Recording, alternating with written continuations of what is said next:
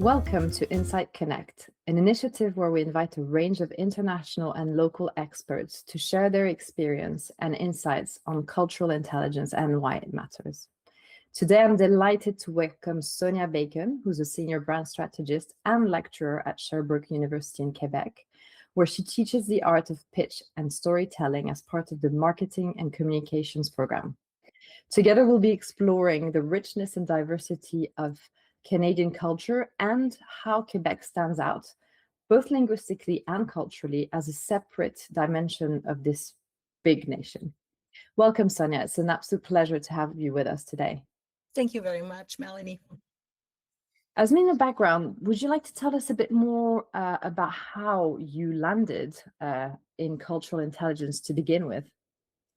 So my first encounter with cultural intelligence began at home. I grew up moving naturally between two cultural worlds, Quebecois and British, which shaped my sensitivity to language, humor, values, and communication style. Very early, I learned that the same message can land very differently depending on the cultural lens of the person receiving it. But my first professional exposure came at Cassette, Canada leading agency at the time where I work on national brands, notably BMO, which is a leading financial institution. And that's where and when cultural intelligence became much more concrete for me. Working on Quebec campaigns, I quickly realized that Quebecers approach money risk and decision-making very differently than English Canadians. This wasn't about language, it was about how they view the world. The Quebec-specific platform Profiter, which means literally enjoy, captured that perfectly. It wasn't simply enjoy. It expressed a very Quebec ethos, let expert handle complexity so you can enjoy life, family, and the present moment. That experience anchored a belief I still hold today. Cultural intelligence isn't a nice to have. It's a foundation in a country as diverse as Canada. That's really fascinating. And we've recently done some work together on a sort of global, local brand scope, I should say. And what really, truly fascinated me is how in Quebec there is this focus on the we versus the I in the rest of Canada, which is an individualistic nation, obviously. Can you tell us a bit more about that? Sure. Yes, you're absolutely right. There's a fundamental difference when it comes to the we and the I. Of course, we are still individual like any other country, but the we and the I distinction is one of the most powerful lenses to understand the Quebec culture. In many Western markets, communication is very much individual-centered. My story, my success, my journey. In Quebec, meaning is created collectively. Identity here is much more relational, historical, and cross-generation. Culture is not something on the side. It is central in Quebec. We have our own ecosystem when it comes to TV, music, humor, star system, and collective memory. That's why narrative here are very much anchored around roots, belonging, and shared history that resonate very much strongly. Where do we come from? What did we build? What does my story connect to a larger one? This doesn't mean that Quebecers lack individuality, quite the opposite. But the lens through which meaning is created is us before me. You see it in our language, nous, ensemble, nos histoires, us, together, our stories.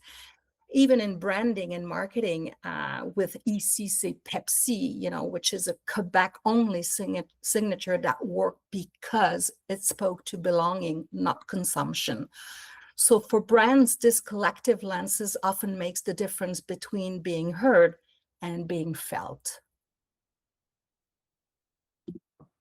That's really, really interesting. And actually, speaking of we versus I, there are other contrasting concepts that coexist in Quebec. So we discussed the concept of village culture, which you'll tell us a bit more about in a minute, but there really is a link where there is a mix of tradition and modernity, local versus global. And there is, as you were mentioning, an emphasis on relationships, authenticity.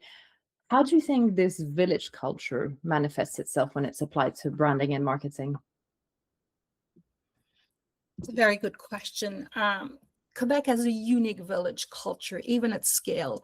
And I like to say there's kind of two Quebec, one that is very much urban and modern, and one that is rural and quite attached to its root. So it's kind of both a nation and a village at the same time.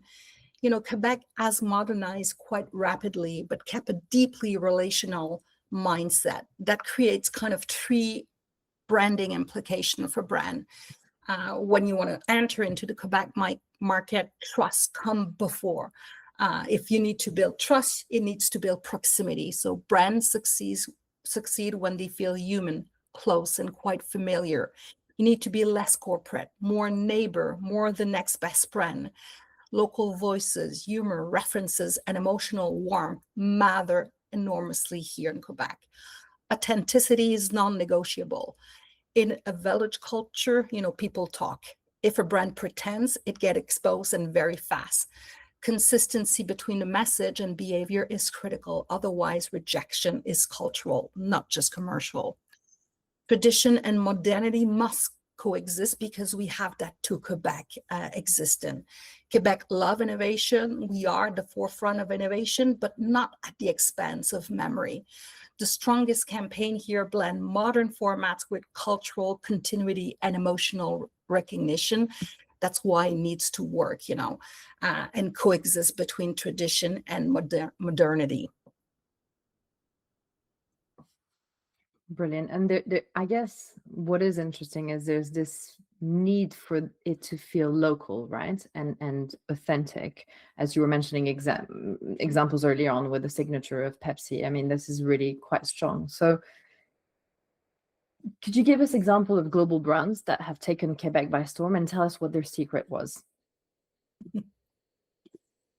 Yeah, first, Quebec brands that succeed and why here in Quebec. The gold standard is very much McDonald's. They never treated Quebec as a translation market, but as a culture. They have invested many years of, you know, local marketing, made them part of everyday life. They use spokesperson, they use Quebec culture icons. Their secret, they're acting local, but with a global power. There's still that recognition of that big brands, but the way they act and behave and translate, it's really, really part of our Quebec DNA. Second one is more now a historic masterclass. It is Pepsi, especially in the 80s and 90s with Claude Meunier, which is a local humorist here. And that slogan, Ici c'est Pepsi, it was really cultural positioning, not advertising. Quebec remains one of the very few places on Earth where Pepsi still leads in terms of share of market. It is a direct result of that long-term efforts. But there's a lesson here because Pepsi reduced local cultural investment and rely more on global assets, and resonance weakened. This year, even Coke became the main sponsor of our classic TV institution, which is, you know, broadcast on December 31st, called the Bye Bye. This is our Quebec Super Bowl of advertising. And there's even a poll where consumer voted for their favorite ads, and Pepsi was not part of that rendezvous. So culture must be maintained, not just earned. The last one is IKEA, which is a global brand, but that feels de chez nous, come from here, because they use humor, family ritual, and warmth. Even scarcity create desire and loyalty. So there's three great examples, and there's many others as well that really understand that Quebec uniqueness. That's brilliant. When you started your answer, you mentioned this concept of translation market. I love that. I'll take it with me. I'll reuse it because I think it's very relevant to know what is sometimes not working. There is always this debate between going centrally and managing everything from a global entity into the markets, or going more regional or going more local. And I think a good balance of all three is required, but very certainly not considering any market, however small it might be, as a translation market. And generally the smallest are actually the most complex. In Europe here, for example, you get Belgium, who has two very different languages and two very different cultures within a very small country. And yet it's very complex to approach for marketeers. And it's just try not to have this vision of big is the focus and, you know, just always keeping this nuance and this complexity alive is really important. Brilliant. So maybe to wrap up, could you give us 3 tips that you'd like to give to global brands who are trying to crack the cultural code in Quebec? There's 3 importance factor to take into consideration for global brands to win in Quebec when they embrace 3 rules and 3 key principles. Number 1, proximity over translation. Brands, they just don't convert words, they honor the local culture. Second one, authenticity over polish. Québécois have a sharp radar for something that is not authentic. So we need to take that into consideration. Last but not least, humility over dominance. The brands that succeed never arrive here who we are. They arrive with that mindset that here's how we fit with who you are. So that's really kind of the 3 principles: proximity over translation, authenticity over polish, and humility over dominance. Brilliant. I mean, it feels that this is probably the sort of advice you give to your students in your classes at university, right? And it's not something that is actually only relevant to Quebec, but most local markets, right? It's it's about having the framework, right? And knowing how to go about it and staying consistent in the approach. I think Pepsi is a really good example you gave earlier on, where the effort is continuous. You can't just crack the code once and think it's resolved forever. You have to be consistent and keep at it. It's true for any brand. It's a matter now. Consistency is key in branding and in marketing and advertising. And I think that's kind of the goal for any brand now, to maintain its authenticity, but maintain its consistency. It's not just reinventing the wheel, it's expressing who you are in your essence and to truly understand your audience. And that's kind of a rule for every brand.